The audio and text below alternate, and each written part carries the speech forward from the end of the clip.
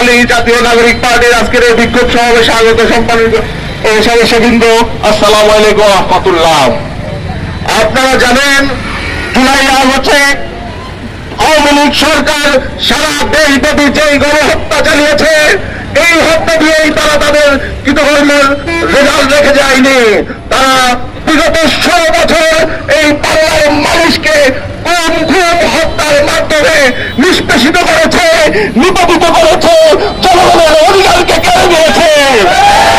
আপনারা জানেন নোয়াখালীর রাজপথ একটি শান্তিময় রাজপথ ছিল, কিন্তু 2006 সালের 28 অক্টোবর তথাকথিত খুনি একজন সন্ত্রাসীদের মাধ্যমে বোমা হামলার মাধ্যমে এই নোয়াখালী শহরে প্রবেশ করে তার পরবর্তীতে নোয়াখালীর রাজপথকে সে খুনের রাজপথে পরিণত করেছে।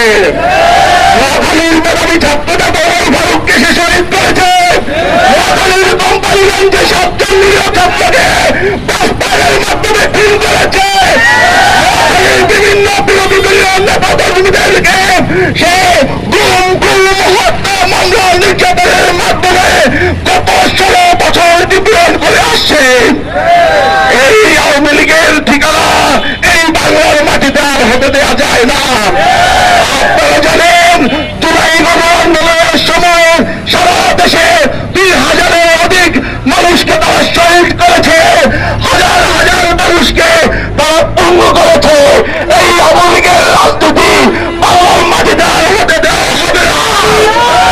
আমরা অন্তর্বর্তী সরকারকে জানাতে চাই, অবিলম্বে আওয়ামী লীগের বিচার নিশ্চিত করুন, অবিলম্বে খুনি হাসিনার বিচার নিশ্চিত করুন, অবিলম্বে নোয়াখালীর সন্ত্রাসী একদম চৌধুরীর বিচার নিশ্চিত করুন। সেই সাথে নোয়াখালীর কোন জায়গায়, কোন পাড়ায়, কোন মহল্লায় আওয়ামী লীগ ছাত্র সার্বিক সন্ত্রাসীরা যেন দাঁড়াতে না পারে, কোন চটিকার মিছিল না করতে পারে, এই ব্যাপারে আপনারা সজাগ দৃষ্টি রাখুন।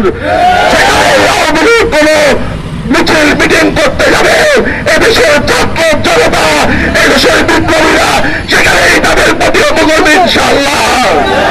আগামী দিনে জুলাই আন্দোলনের সকল বিপ্লবীকে যে কোনো আন্দোলন সংগ্রামে একসাথে উপস্থিত থেকে রাজপথে মোকাবেলা করার উদাত্ত আহ্বান জানিয়ে আমি আমার বক্তব্য শেষ করছি। আসসালামু আলাইকুম।